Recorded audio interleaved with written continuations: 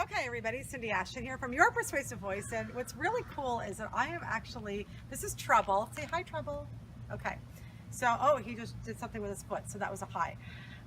So what's really interesting is it's my first riding lesson. Now, I have ridden a horse before, but it was more like I'm in the Caribbean and jump on a horse. So it wasn't really official riding. So I'm learning, and here's what's really interesting is that all the principles I'm learning on how to ride a horse are the same principles I teach my clients.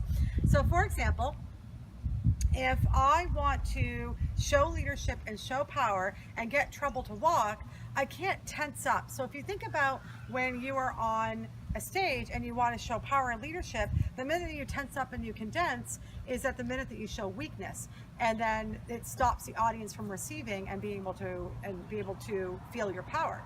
So if I want him to go, now I am not an expert at this, I need to be open and relaxed just like my clients do on stage. So I need to open my legs. Is that right, Susan? Okay, so my friend, and already he's starting to walk because he knows that I'm saying go, and now he's taking my leadership, which is super amazing.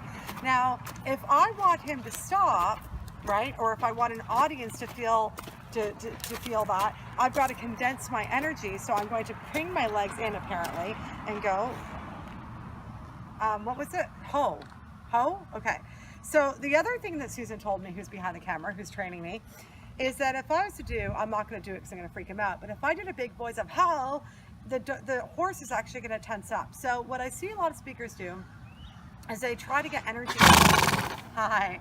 They try to get energy from the audience and they start going, hey everybody, let's pump it up. And what you're actually doing is making the audience go, okay, and they're getting so out of their bodies that they actually disperse energy.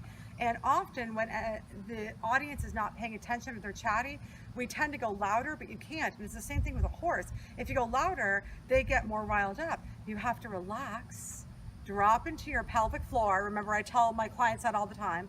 Drop into your pelvic floor and lead from there. So even with Trouble here, I have to lead from my pelvic floor. So I'm going to open my body, and I think it was walk, right, Susan? So I'm going to go walk, walk. I'm getting this, right? And I have to make sure I stay calm so that he follows my leadership. And then I want him to stop, so I'm going to go ho. Okay, that didn't work. Okay, I'm still learning this. And so there you go. There's a speaking versus horses lesson. Is essentially it's about being relaxed and open. Same thing you're going to be with an audience. If they get more riled up like a horse does, you don't get more riled up with them. You ground yourself, go into your pelvis. And so with a horse, if you want the horse to go right or left, again, you're leading all from the hips and from the pelvic floor. It's the same thing with speaking. It's about having that level of groundedness so you can lead your audience to where you want them to go. And there's your lesson for the day.